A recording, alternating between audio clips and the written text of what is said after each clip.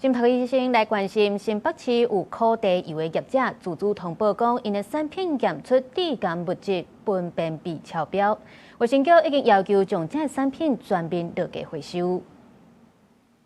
衛生局接獲聯進公司自主通報，其生產的苦茶油檢出苯偏皮不符規定。那衛生局今日會同食藥署前往稽查，該批苦茶油共生產5024罐，其中有機苦茶油以及統一生機初榨苦茶油，分別於棉花田以及統一生機健康有機超市販售共939罐，那已命業者下架回收，其餘產品均未販售並予以封存。那為確保產品品質安全，衛生局命業者自即日起暫停作業及停止販賣苦茶油產品。